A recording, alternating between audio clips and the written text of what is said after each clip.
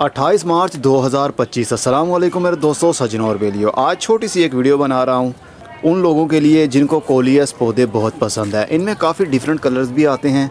अगर आप चाहते हैं कि आपका पौधा ज़्यादातर पत्ते ऐसे ही निकालता रहे और वो मुरझाए नहीं, तो उसके लिए सिर्फ़ और सिर्फ एक काम आपको करना पड़ेगा कि इसके जितने भी फ्लावर्स आते हैं, क्योंकि अभी अभी मैंने कुछ फूलों की कलियां यहाँ से तोड़ी भी हैं और वक्त के साथ साथ मैं कुछ कलियां तोड़ता रहता हूँ। अभी तो कोई यहाँ पर कली नहीं है क्योंकि मैं छोड़ता ही नहीं हूँ कली। अगर आप चाहते हैं कि इसके पत्तों की ब्यूटी इसी तरह हर टाइम आपको दिखती रहे, इवन के पूरा साल दिखती रहे, तो फिर आपको कोई भी फूल इसके ऊपर सेट नहीं होने देना।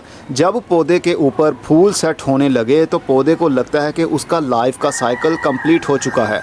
अब उसने फूल देने हैं, फूल खिलने हैं, उनके अंदर बीज बन जाएंगे और पौधे की उम्र पूरी हो जाएगी। इसलिए वो अपनी ब्रांचेस निकालने में, पत्ते निकालने में फ़ोकस नहीं रखता। बस सिर्फ़ और सिर्फ अपनी नस्ल को बचाने के लिए, बीज को बचाने के लिए, बढ़ाने के लिए सारा फोकस उसी पर लगा देता है। तो हमारा पौधा देखते ही देखते मर जाता है।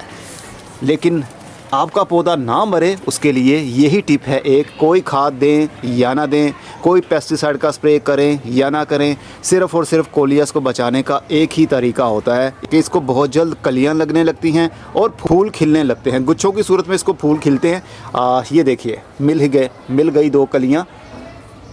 ये दोनों साइडों पर देखिए, दोनों नोड्स पर ये जो है ये कलियाँ बन रही हैं। ये लंबी हो जाएंगी, फूलों के गुच्छे लग जाएंगे, फिर एक टाइम आएगा पौधे की ग्रोथ रुक जाएगी, नए पत्ते नहीं आएंगे, नई टहनियाँ नहीं आएंगी।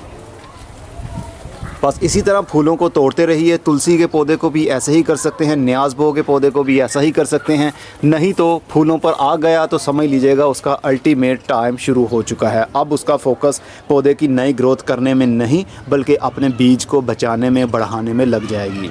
और कोलियस का पौधा बड़े गमले में लगाएं तो बहुत अच्छा रहेगा। इसको ऐसी जगह पर आपने लगाना है जहां पर पूरे दिन की धूप ना आती हो। शेडी एरिया में बहुत कमाल का चलता है, जैसा कि यहाँ पर ऊपर नेट लगा हुआ है, यहाँ से भी सूरज की ब्राइट लाइट आती है, इस जगह से भी पूरी सूरज की ब्राइट लाइट आती है और सुबह के टाइम की थोड़ी धूप भी आती है। तकरीबन 1.5 से 2 घंटे की धूप भी आती है 11:30 से 12 बजे के बीच में।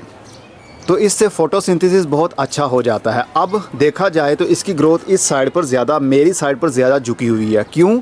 क्योंकि यहाँ पर सूरज की धूप नहीं आती बल्कि सूरज की धूप दूसरी साइड पर आती है। दूसरी साइड पर धूप लगने की वजह से देखिए इसके पत्ते यहाँ से कम हैं। वो क्यों कम हैं? क्योंकि इसको धूप पसंद ही नहीं है, इसको शेडी एरिया पसंद है, तभी इसके पत्तों की ज़्यादा अच्छी ग्रोथ होती है और पत्ते बड़े साइज़ के आते हैं। बैक साइड आप देख सकते हैं, यहाँ पर टहनियाँ आपको दिख रही हैं, पत्तों का साइज़ भी छोटा ही है। तो शेडी एरिया में इसको रखेंगे तो इसकी ग्रोथ तेज़ी के साथ बढ़ेगी और परमानेंट ये पौधा आपके पास रह सकता है। इवन के पूरा साल भी ये पौधा आपके गार्डन को खूबसूरत रख सकता है। कोलियस का पौधा जब बड़ा हो जाता है, छोटे गमले के अंदर लगा हुआ, तो रोज़ इसका पानी खुश्क हो जाता है। हमें रोज़ पानी देना पड़ता है, कभी कभी तो दिन में 2 बार भी देना पड़ता है। अगर इसको पानी की कमी हो जाए तो इसके पत्ते एकदम से लटक जाते हैं। जैसे ही हम पानी देंगे 15 से 20 मिनट के अंदर अंदर ही इसके पत्ते दोबारा से खड़े हो जाएंगे। लेकिन हमने इसको पानी का स्ट्रेस आने ही नहीं देना। पानी का स्ट्रेस का मतलब है कि पौधे के पत्ते ख़राब हो जाएंगे, क्योंकि पत्तों के अंदर जो ट्यूब्स होती हैं पानी वाली, जब वो सिकुड़ गई एक बार तो फिर पत्ते की शेप ख़राब हो जाएगी, पत्ते के ऊपर बर्निंग आने लगेगी, पत्तों का कलर फेड पड़ जाएगा। जून और जुलाई के महीने की गर्मी और गर्म लू से इसको बचाना पड़ेगा। हमें पौधों की छांव में रखना पड़ेगा, नहीं तो ये पौधा फिर भी बर्न हो जाएगा। इसके पत्ते बहुत नाजुक होते हैं, थोड़ी सी गर्म हवा या फिर गर्मी की धूप लगी तो इसके पत्ते बर्न होना शुरू होंगे। कलर, सबसे पहले इसका कलर फेड होगा, उसके बाद पत्तों के ऊपर ब्राउन पैचेस आने लगेंगे।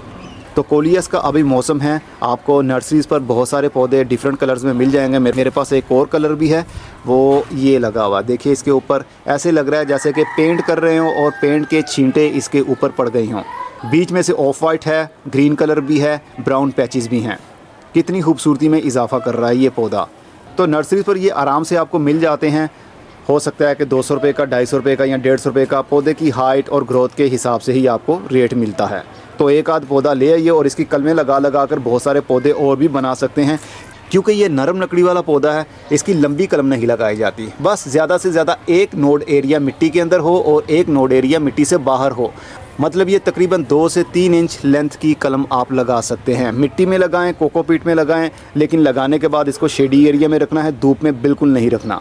बस 2 पत्ते ऊपर वाले रहने दें, बाकी सारे पत्ते बड़े बड़े से काट दें जब आपने कलम लगानी है। नहीं तो कुछ मिनट्स के अंदर अंदर आप नोट करेंगे आपकी कलम के सारे पत्ते नीचे झुक जाएंगे, फिर कलम भी सर्वाइव नहीं कर पाएगी, क्योंकि इसके अंदर लकड़ी नहीं होती, सिर्फ मॉइस्चर मौजूद होता है और टिश्यूज़ होते हैं और पानी वाली ट्यूब्स होती हैं। इस वजह से इसके पत्तों को काटना पड़ेगा। सिर्फ 2 पत्ते ऊपर वाले आपने छोड़ने हैं जहाँ से उस कलम की नई ग्रोथ बढ़नी है। अब मैं चलता हूँ, अपना बहुत सारा ख्याल रखिएगा।